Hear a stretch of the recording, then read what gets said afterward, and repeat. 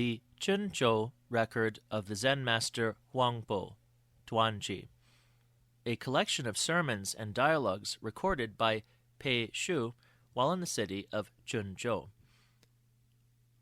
The master said to me, "All the Buddhas and all sentient beings are nothing but the one mind, beside which nothing exists. This mind, which is without beginning, is unborn and indestructible. It is not green nor yellow, and has neither form nor appearance. It does not belong to the categories of things which exist or do not exist, nor can it be thought of in terms of new or old. It is neither long nor short, big nor small, for it transcends all limits, measures, names, traces, and comparisons. It is that which you see before you. Begin to reason about it, and you at once fall into error. It is like the boundless void which cannot be fathomed or measured." The one mind alone is the Buddha, and there is no distinction between the Buddha and sentient things, but that sentient beings are attached to forms and so seek externally for Buddhahood. By their very seeking, they lose it, for that is using the Buddha to seek for the Buddha, and using mind to grasp mind. Even though they do their utmost for a full eon, they will not be able to attain to it. They do not know that if they put a stop to conceptual thought and forget their anxiety, the Buddha will appear before them, for this mind is the Buddha, and the Buddha is all living beings. It is not the less for being manifested in ordinary beings, nor is it greater for being manifested in the Buddhas. As to performing the 6 paramitas and vast numbers of similar practices, or gaining merits as countless as the sands of the Ganges, since you are fundamentally complete in every respect, you should not try to supplement that perfection by such meaningless practices. When there is occasion for them, perform them, and when the occasion is past, remain quiescent. If you are not absolutely convinced that the mind is the Buddha, and if you are attached to forms, practices, and meritorious performances, your way of thinking is false and quite incompatible with the way. The mind is the Buddha, nor are there any other Buddhas or any other mind. It is bright and spotless as the void, having no form or appearance whatever. To make use of your minds to think conceptually is to leave the substance and attach yourselves to form. The ever-existent Buddha is not a Buddha of form or attachment. To practice the 6 paramitas and not a myriad similar practices with the intention of becoming a Buddha thereby is to advance by stages, but the ever-existent Buddha is not a Buddha of stages. Only awake to the one mind, and there is nothing whatsoever to be attained. This is the real Buddha. The Buddha and all sentient beings are the one mind and nothing else.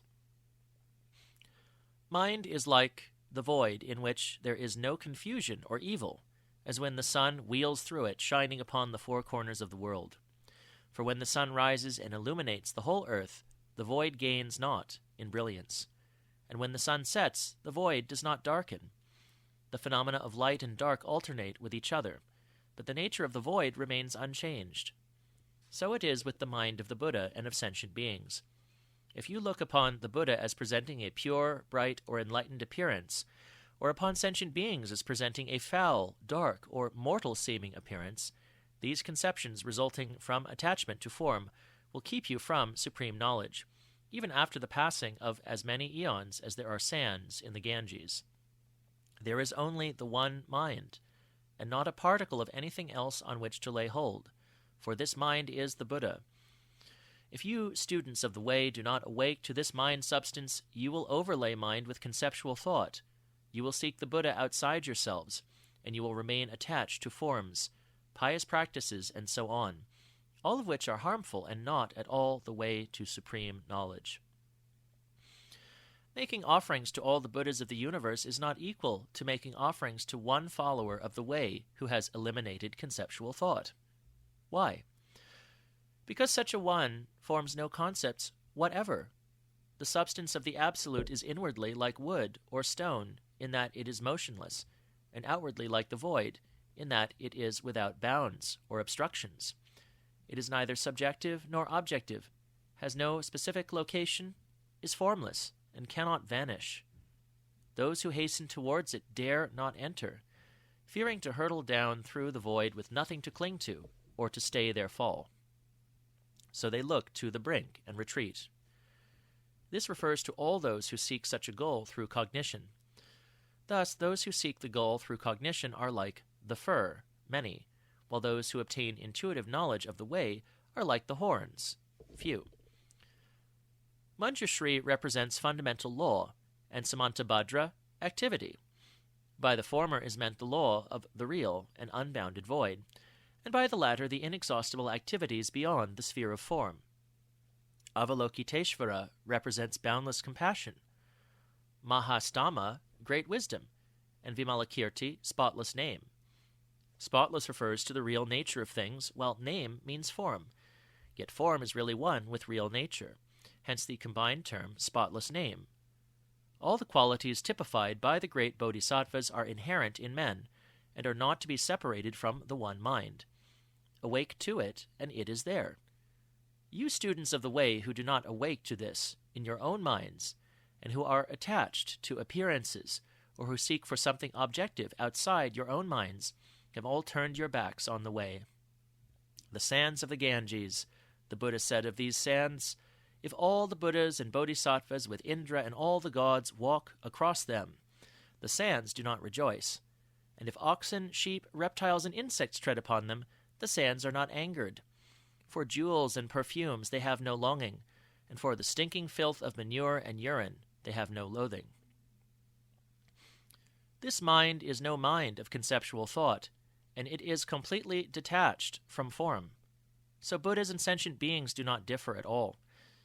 If you can only rid yourselves of conceptual thought, you will have accomplished everything.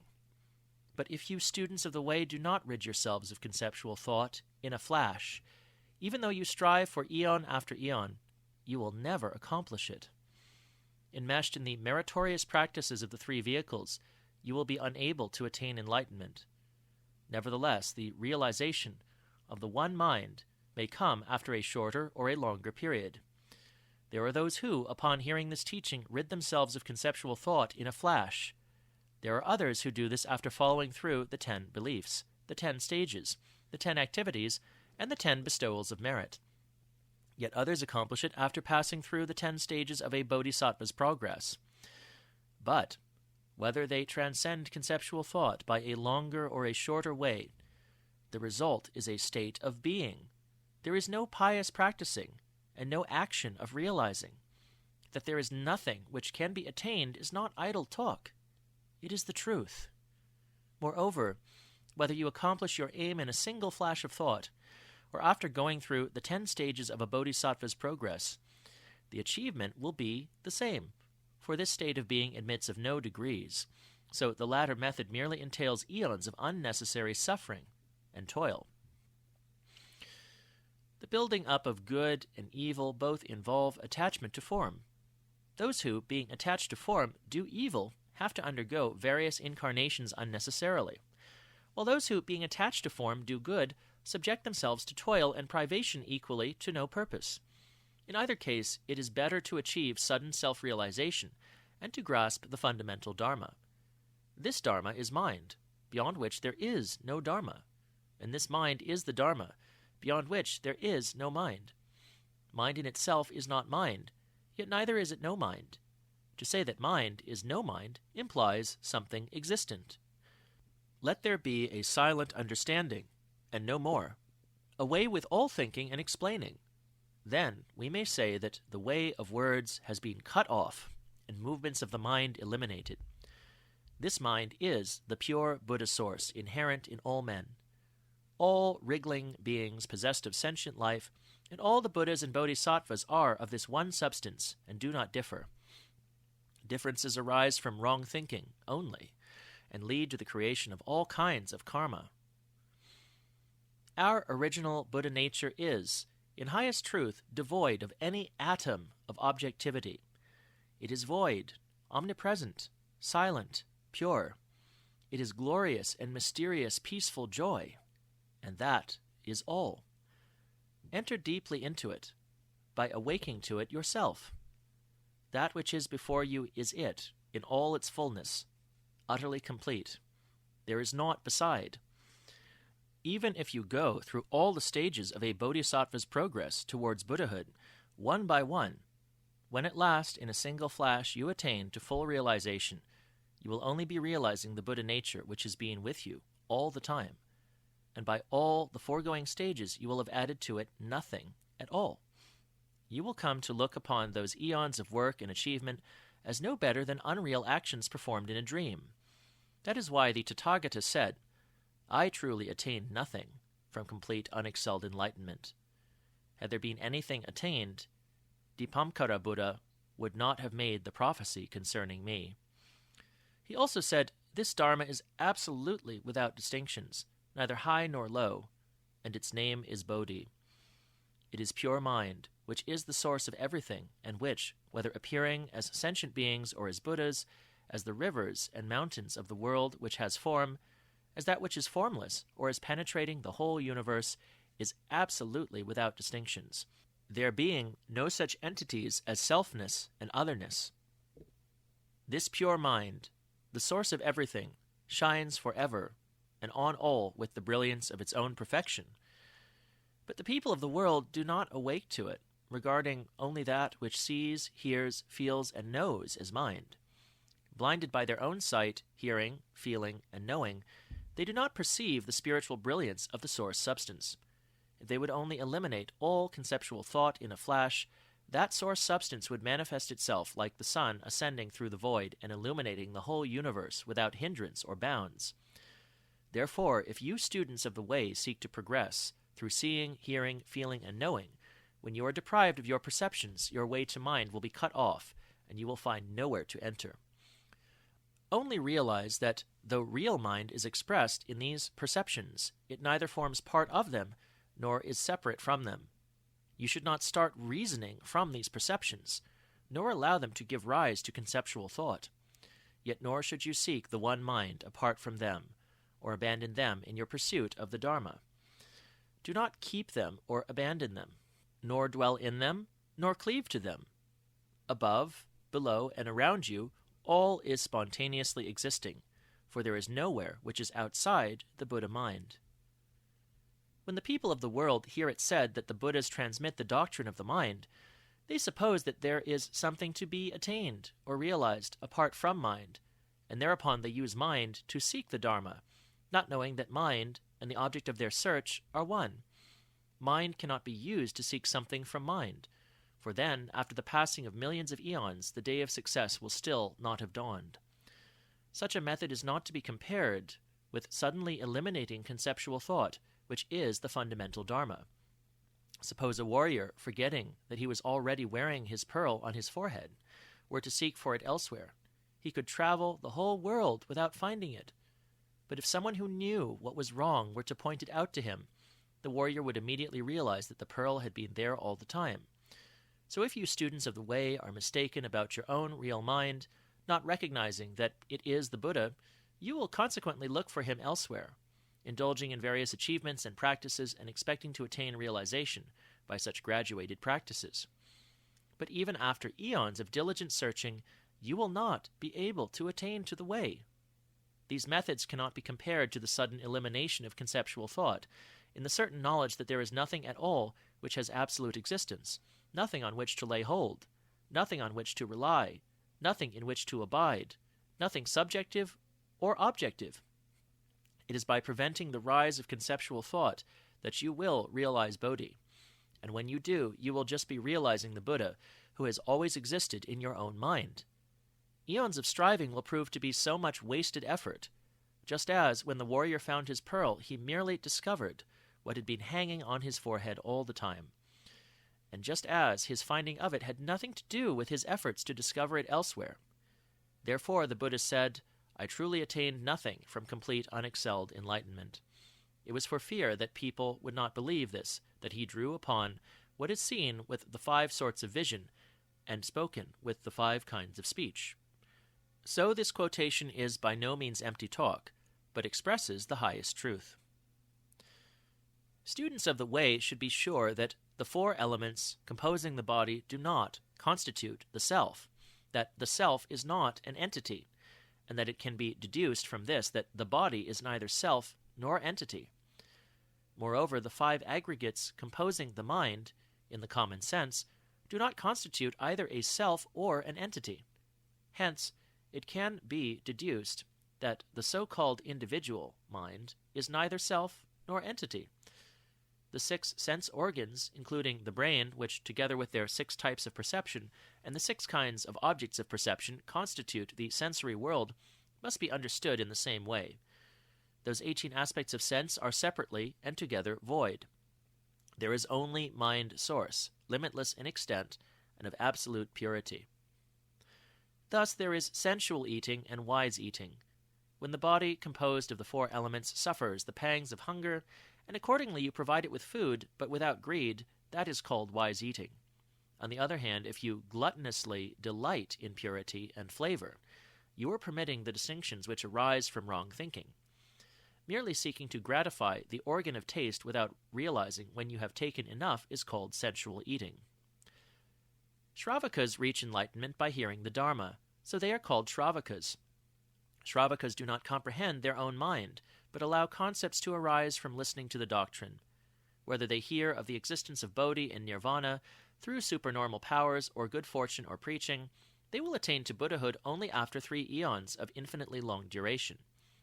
All these belong to the way of the Shravakas, so they are called Shravaka Buddhas.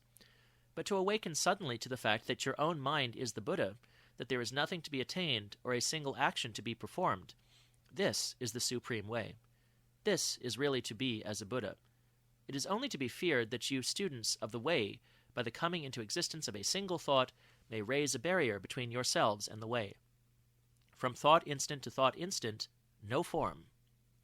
From thought instant to thought instant, no activity. That is to be a Buddha. If you students of the way wish to become Buddhas, you need study no doctrines whatever, but learn only how to avoid seeking for and attaching yourselves to anything. Where nothing is sought, this implies mind unborn. Where no attachment exists, this implies mind not destroyed. And that which is neither born nor destroyed is the Buddha. The 84,000 methods for countering the 84,000 forms of delusion are merely figures of speech for drawing people towards the gate. In fact, none of them have real existence. Relinquishment of everything is the Dharma, and he who understands this is a Buddha. But the relinquishment of all delusions leaves no Dharma on which to lay hold. If you students of the way desire knowledge of this great mystery, only avoid attachment to any single thing beyond mind. To say that the real Dharmakaya of the Buddha resembles the void is another way of saying that the Dharmakaya is the void, and that the void is the Dharmakaya. People often claim that the Dharmakaya is in the void, and that the void contains the Dharmakaya, not realizing that they are one and the same. But if you define the void as something existing, then it is not the Dharmakaya. And if you define the Dharmakaya as something existing, then it is not the void. Only refrain from any objective conception of the void, then it is the Dharmakaya. And if only you refrain from any objective conception of the Dharmakaya, why, then it is the void. These two do not differ from each other, nor is there any difference between sentient beings and Buddhas, or between samsara and nirvana, or between delusion and bodhi. When all such forms are abandoned, there is the Buddha. Ordinary people look to their surroundings, while followers of the way look to mind. But the true Dharma is to forget them both. The former is easy enough, the latter very difficult. Men are afraid to forget their minds, fearing to fall through the void with nothing to stay their fall. They do not know that the void is not really void, but the realm of the real Dharma.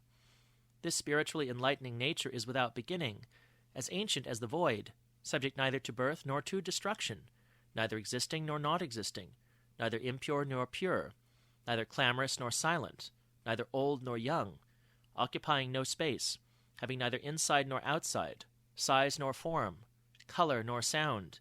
It cannot be looked for or sought, comprehended by wisdom or knowledge, explained in words, contacted materially, or reached by meritorious achievement.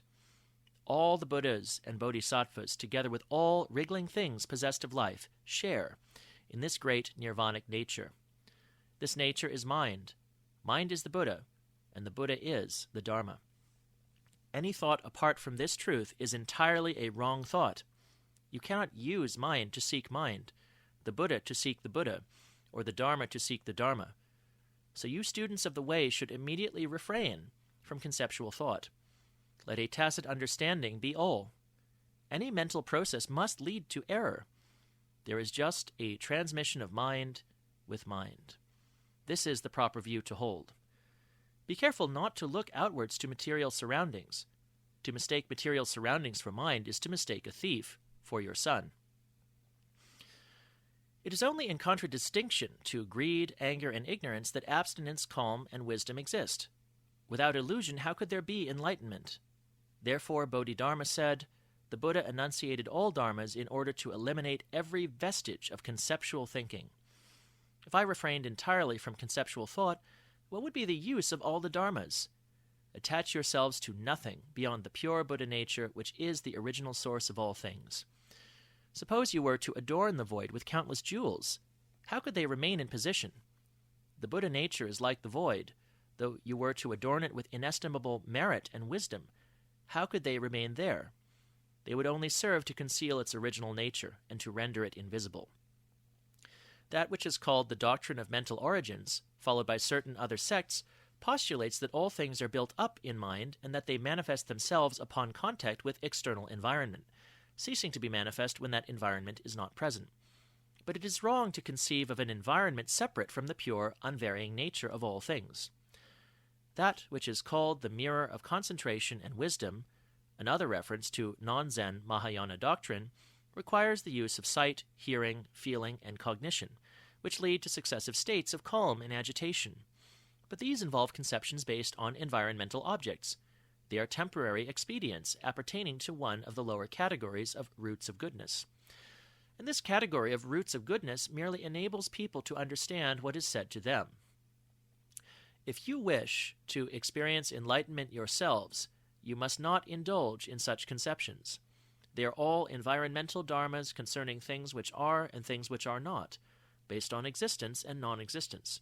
If only you will avoid concepts of existence and non-existence in regard to absolutely everything, you will then perceive the Dharma. On the first day of the 9th moon, the Master said to me, from the time when the great Master Bodhidharma arrived in China, he spoke only of the one mind and transmitted only the one Dharma. He used the Buddha to transmit the Buddha, never speaking of any other Buddha. He used the Dharma to transmit the Dharma, never speaking of any other Dharma. That Dharma was the wordless Dharma, and that Buddha was the intangible Buddha, since they were in fact that pure mind, which is the source of all things. This is the only truth. All else is false. Prajna is wisdom. Wisdom is the formless original mind source. Ordinary people do not seek the way, but merely indulge their 6 senses, which lead them back into the 6 realms of existence. A student of the way, by allowing himself a single samsaric thought, falls among devils. If he permits himself a single thought leading to differential perception, he falls into heresy. To hold that there is something born and to try to eliminate it, that is to fall among the Shravakas. To hold that things are not born, but capable of destruction, is to fall among the Pratyekas. Nothing is born, nothing is destroyed. Away with your dualism, your likes and dislikes. Every single thing is just the one mind. When you have perceived this, you will have mounted the chariot of the Buddhas. Ordinary people all indulge in conceptual thought based on environmental phenomena. Hence they feel desire and hatred. To eliminate environmental phenomena, just put an end to your conceptual thinking. When this ceases, environmental phenomena are void. And when these are void, thought ceases. But if you try to eliminate environment without first putting a stop to conceptual thought, you will not succeed, but merely increase its power to disturb you. Thus all things are naught but mind, intangible mind. So what can you hope to attain? Those who are students of prajna hold that there is nothing tangible whatever, so they cease thinking of the 3 vehicles. There is only the one reality, neither to be realized nor attained. To say, I am able to realize something, or I am able to attain something, is to place yourself among the arrogant. The men who flapped their garments and left the meeting, as mentioned in the Lotus Sutra, were just such people. Therefore, the Buddha said, I truly obtained nothing from enlightenment. There is just a mysterious tacit understanding, and no more. If an ordinary man, when he is about to die, could only see the 5 elements of consciousness as void, the 4 physical elements as not constituting an I, the real mind is formless and neither coming nor going. His nature is something neither commencing at his birth nor perishing at his death, but is whole and motionless in its very depths. His mind in environmental objects is one. If he could really accomplish this, he would receive enlightenment in a flash. He would no longer be entangled by the triple world. He would be a world transcender. He would be without even the faintest tendency towards rebirth. If he should behold the glorious sight of all the Buddhas coming to welcome him, surrounded by every kind of gorgeous manifestation, he would feel no desire to approach them. If he should behold all sorts of horrific forms surrounding him, he would experience no terror. He would just be himself, oblivious of conceptual thought and one with the Absolute. He would have attained the state of unconditioned being. This, then, is the fundamental principle. On the 8th day of the 10th moon, the Master said to me, that which is called the city of illusion contains the 2 vehicles, the 10 stages of a bodhisattva's progress, and the 2 forms of full enlightenment. All of them are powerful teachings for arousing people's interest, but they still belong to the city of illusion. That which is called the place of precious things is the real mind, the original Buddha essence, the treasure of our own real nature. These jewels cannot be measured or accumulated.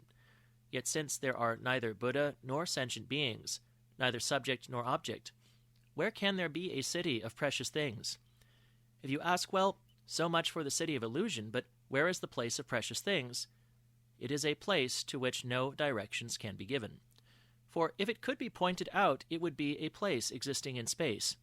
Hence, it could not be the real place of precious things. All we can say is that it is close by. It cannot be exactly described, but when you have a tacit understanding of its substance, it is there. Echantikas are those with beliefs which are incomplete. All beings within the 6 realms of existence, including those who follow Mahayana and Hinayana, if they do not believe in their potential Buddhahood, are accordingly called Echantikas with cut-off roots of goodness. Bodhisattvas who believe deeply in the Buddha Dharma without accepting the division into Mahayana and Hinayana, but who do not realize the one nature of Buddhas and sentient beings, are accordingly called Echantikas with roots of goodness. Those who are enlightened, largely through hearing the spoken doctrine, are termed Shravakas, hearers. Those enlightened through perception of the law of karma are called Pratyeka Buddhas. Those who become Buddhas but not from enlightenment occurring in their own minds are called hearer Buddhas. Most students of the way are enlightened through the Dharma which is taught in words, and not through the Dharma of mind. Even after successive eons of effort, they will not become attuned to the original Buddha essence. For those who are not enlightened from within their own mind, but from hearing the Dharma which is taught in words, make light of mind, and attach importance to doctrine, so they advance only step by step, neglecting their original mind. Thus, if only you have a tacit understanding of mind, you will not need to search for any Dharma, for then mind is the Dharma. People are often hindered by environmental phenomena from perceiving mind, and by individual events from perceiving underlying principles, so they often try to escape from environmental phenomena in order to still their minds, or to obscure events in order to retain their grasp of principles. They do not realize that this is merely to obscure phenomena with mind, events with principles. Just let your minds become void, and environmental phenomena will void themselves. Let principles cease to stir, and events will cease stirring of themselves. Do not employ mind in this perverted way. Many people are afraid to empty their minds lest they may plunge into the void. They do not know that their own mind is the void. The ignorant eschew phenomena, but not thought. The wise eschew thought, but not phenomena. The bodhisattva's mind is like the void, for he relinquishes everything and does not even desire to accumulate merits. There are three kinds of relinquishment. When everything inside and outside, bodily and mental, has been relinquished. When, as in the void, no attachments are left. When all action is dictated purely by place and circumstance. When subjectivity and objectivity are forgotten. That is the highest form of relinquishment. When, on the one hand, the way is followed by the performance of virtuous acts, while on the other, relinquishment of merit takes place and no hope of reward is entertained, that is the medium form of relinquishment.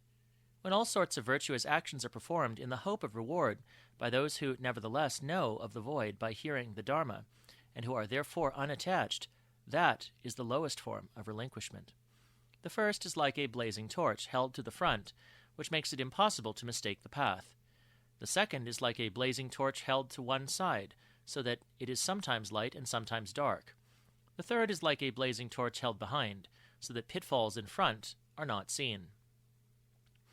Thus the mind of the bodhisattva is like the void, and everything is relinquished by it.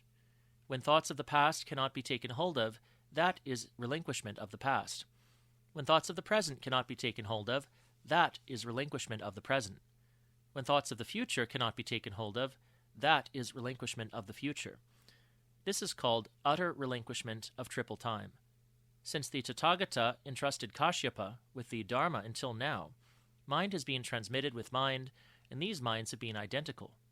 A transmission of void cannot be made through words. A transmission in concrete terms cannot be the Dharma. Thus mind is transmitted with mind, and these minds do not differ. Transmitting and receiving transmission are both a most difficult kind of mysterious understanding, so that few, indeed, have been able to receive it. In fact, however, mind is not mind, and transmission is not really transmission. A Buddha has three bodies. By the Dharmakaya is meant the Dharma of the omnipresent voidness of the real self-existent nature of everything. By the Sambhogakaya is meant the Dharma of the underlying universal purity of things. By the Nirmanakaya is meant the Dharmas of the six practices leading to nirvana and all other such devices. The Dharma of the Dharmakaya cannot be sought through speech or hearing or the written word. There is nothing which can be said or made evident. There is just the omnipresent voidness of the real, self-existent nature of everything, and no more.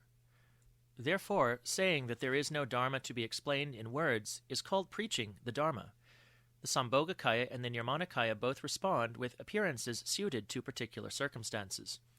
Spoken dharmas which respond to events through the senses and in all sorts of guises are none of them the real Dharma.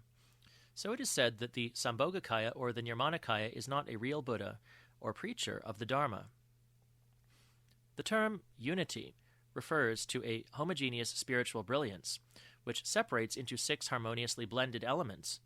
The homogeneous spiritual brilliance is the one mind, while the six harmoniously blended elements are the six sense organs. These six sense organs become severally united with objects that defile them: the eyes with form, the ear with sound, the nose with smell, the tongue with taste, the body with touch, and the thinking mind with entities.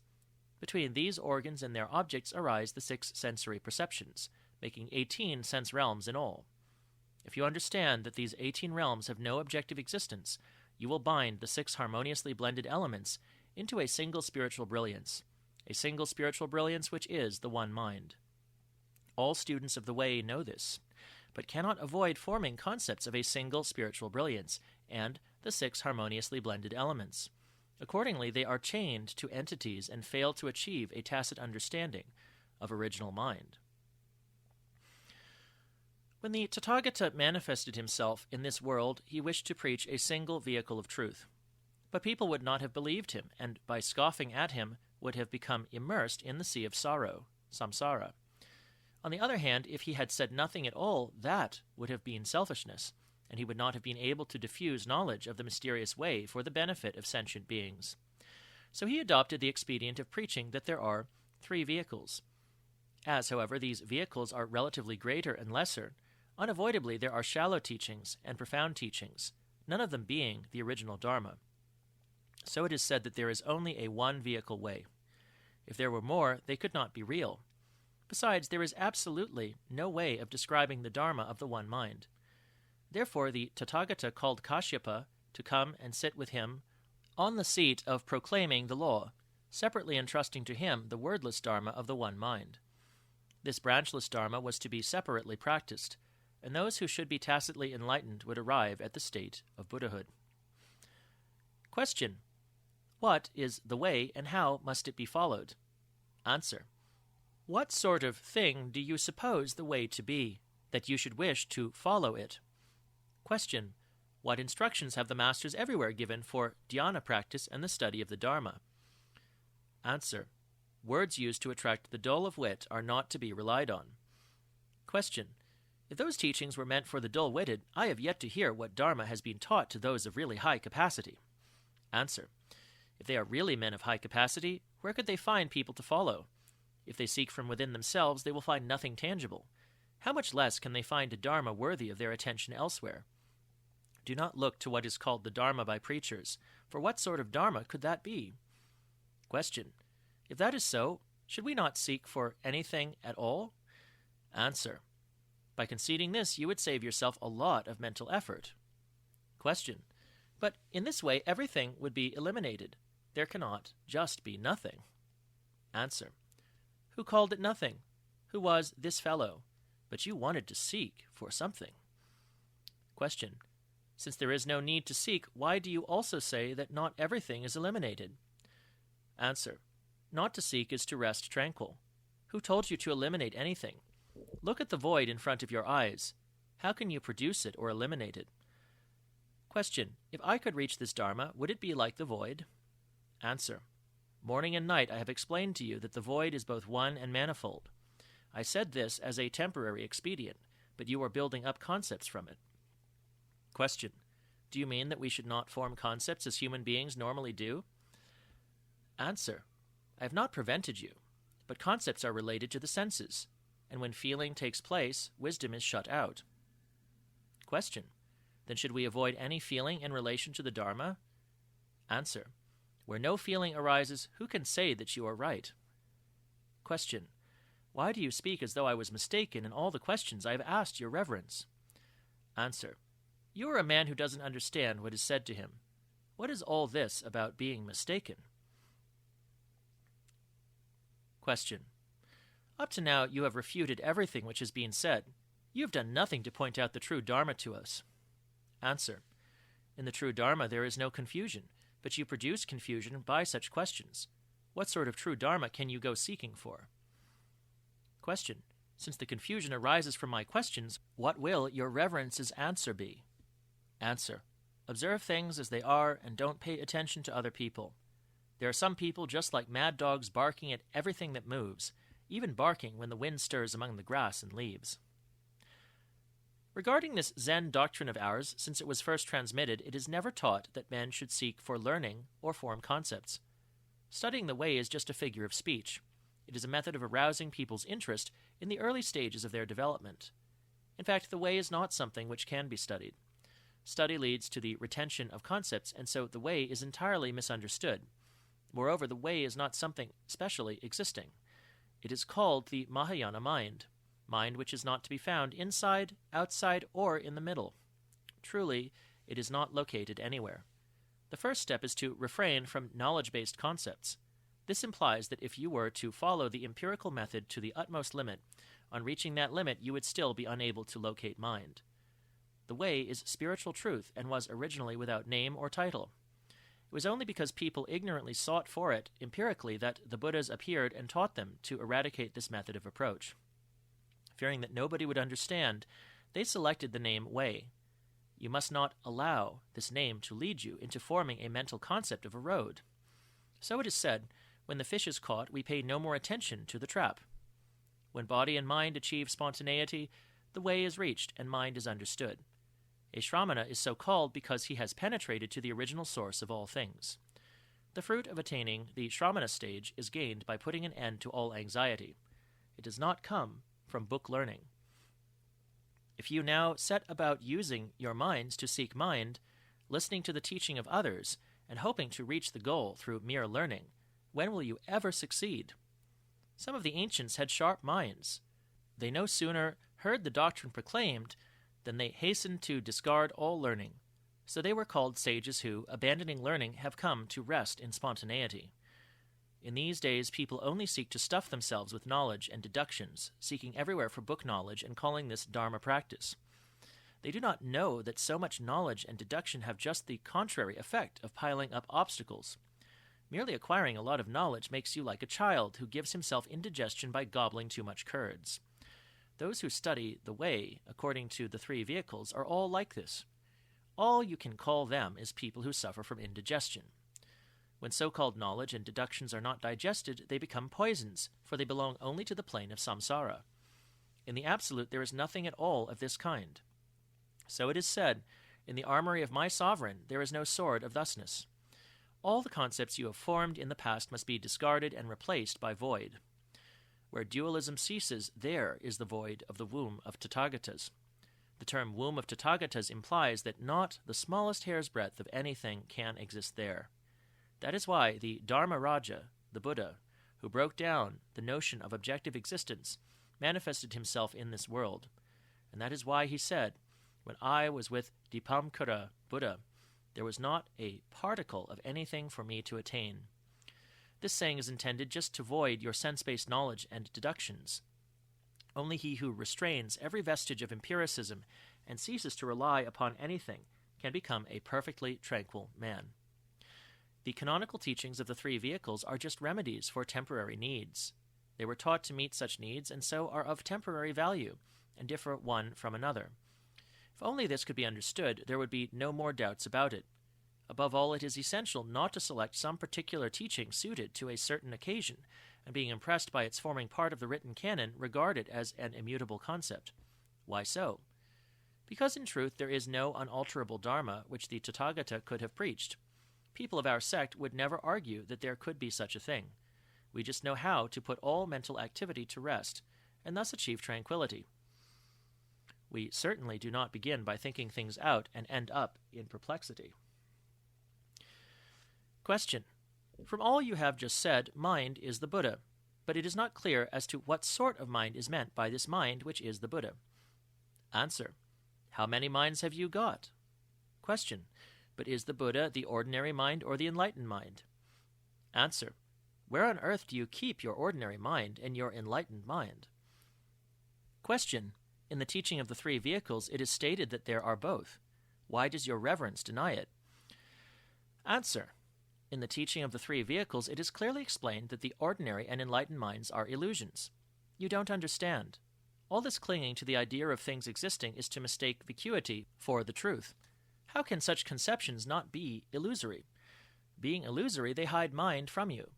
If you would only rid yourselves of the concepts of ordinary and enlightened, you would find that there is no other Buddha than the Buddha in your own mind. When Bodhidharma came from the West, he just pointed out that the substance of which all men are composed is the Buddha. You people go on misunderstanding. You hold to concepts such as ordinary and enlightened, directing your thoughts outwards where they gallop about like horses. All this amounts to beclouding your own minds. So I tell you, mind is the Buddha. As soon as thought or sensation arises, you fall into dualism. Beginningless time and the present moment are the same. There is no this and no that. To understand this truth is called complete and unexcelled enlightenment. Question. Upon what doctrine, Dharma principles, does your reverence base these words? Answer. Why seek a doctrine? As soon as you have a doctrine, you fall into dualistic thought. Question. Just now you said that the beginningless past and the present are the same. What do you mean by that? Answer. It is just because of your seeking that you make a difference between them. If you were to stop seeking, how could there be any difference between them? Question. If they are not different, why did you employ separate terms for them? Answer. If you hadn't mentioned ordinary and enlightened, who would have bothered to say such things? Just as those categories have no real existence, so mind is not really mind. And as both mind and those categories are really illusions, wherever can you hope to find anything? Question. Illusion can hide from us our own mind, but up to now you have not taught us how to get rid of illusion.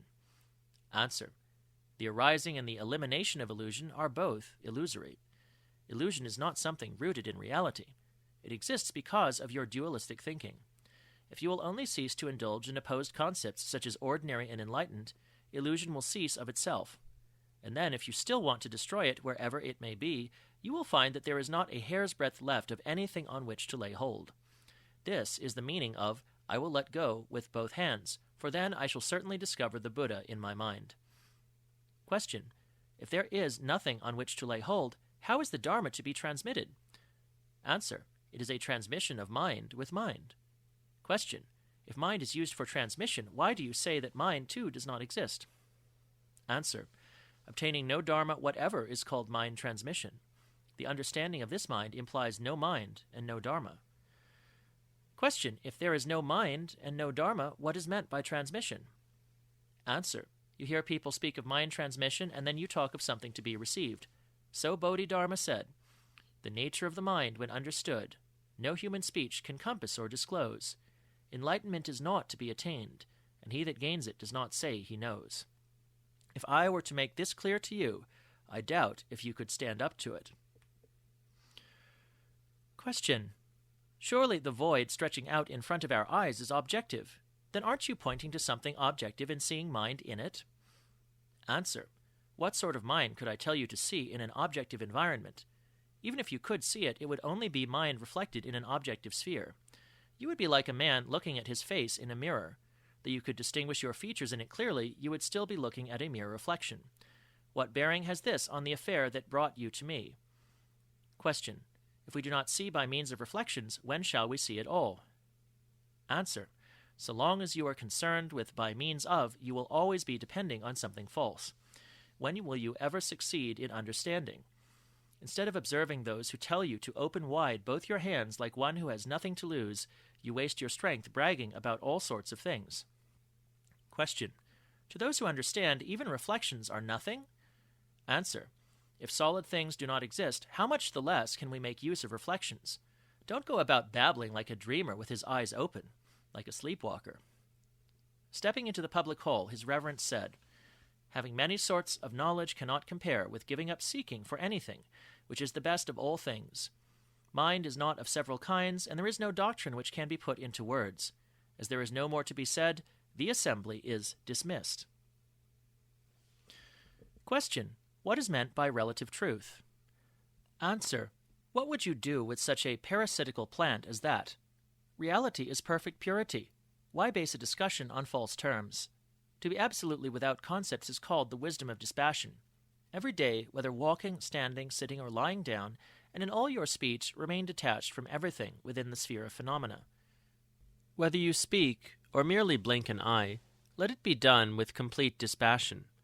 Now we are getting towards the end of the third period of 500 years since the time of the Buddha, and most students of Zen cling to all sorts of sounds and forms. Why do they not copy me by letting each thought go, as though it were nothing, or as though it were a piece of rotten wood, a stone, or the cold ashes of a dead fire? Or else by just making whatever slight response is suited to each occasion.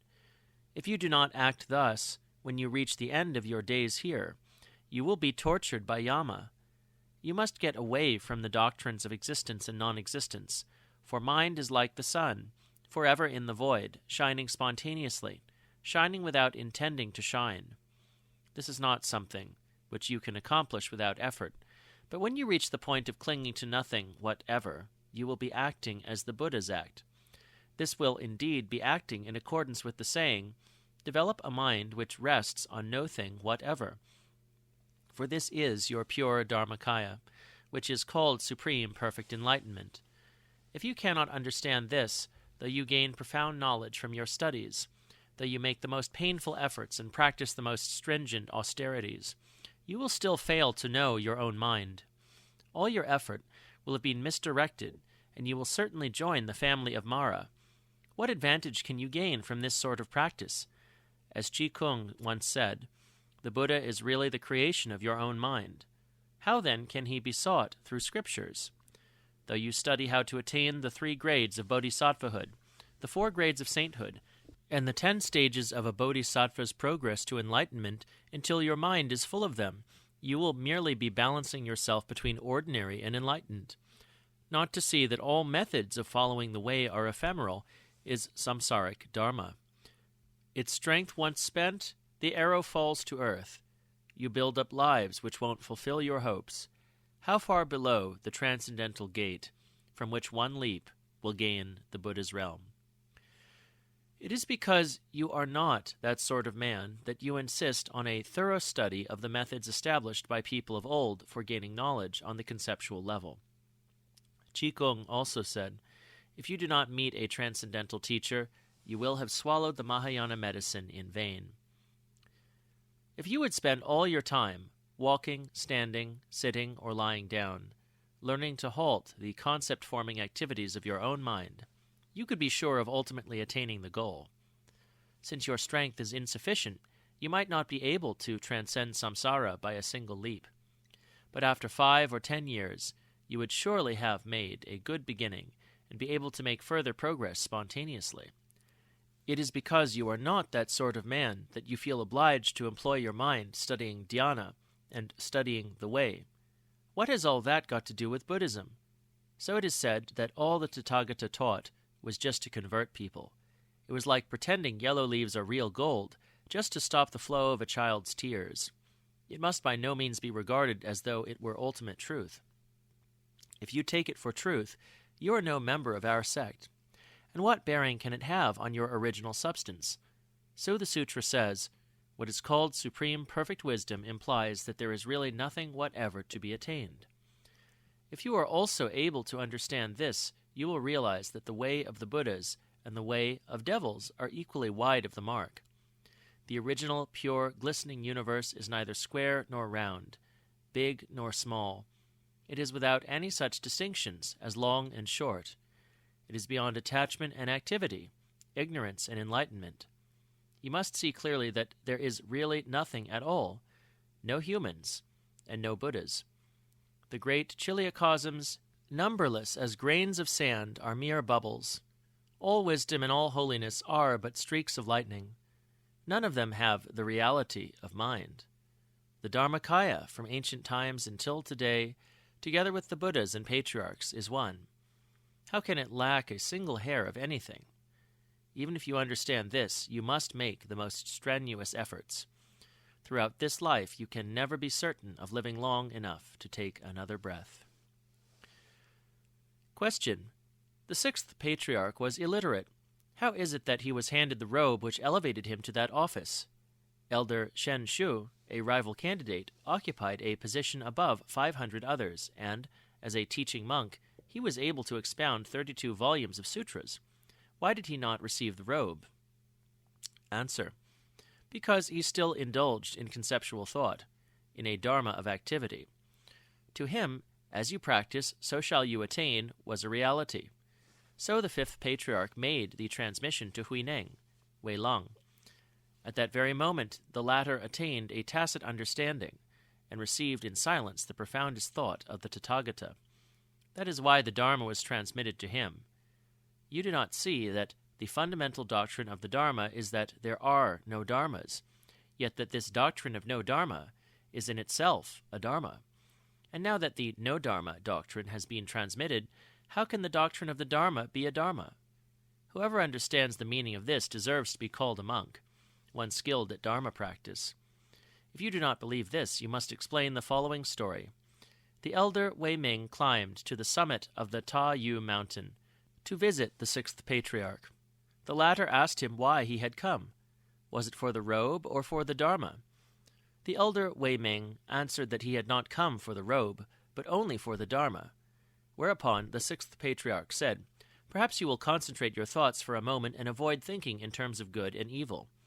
Ming did as he was told, and the 6th patriarch continued, While you are not thinking of good and not thinking of evil, just at this very moment return to what you were before your father and mother were born.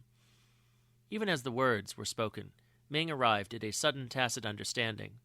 Accordingly he bowed to the ground and said, I am like a man drinking water who knows in himself how cool it is. I have lived with the 5th patriarch and his disciples for 30 years, but it is only today that I am able to banish the mistakes in my former way of thinking. The 6th patriarch replied, Just so. Now at last you understand why, when the 1st patriarch arrived from India, he just pointed directly at men's minds, by which they could perceive their real nature and become Buddhas, and why he never spoke of anything besides. Have we not seen how, when Ananda asked Kashyapa what the world-honored had transmitted to him in addition to the golden robe, the latter exclaimed, "Ananda," and upon Ananda's respectfully answering, "Yes," continued, "Throw down the flagpole at the monastery gate." Such was the sign which the first Indian patriarch gave him. For 30 years the wise Ananda ministered to the Buddha's personal needs. But because he was too fond of acquiring knowledge, the Buddha admonished him, saying, "If you pursue knowledge for 1,000 days, that will avail you less than 1 day's proper study of the way. If you do not study it, you will be unable to digest even a single drop of water."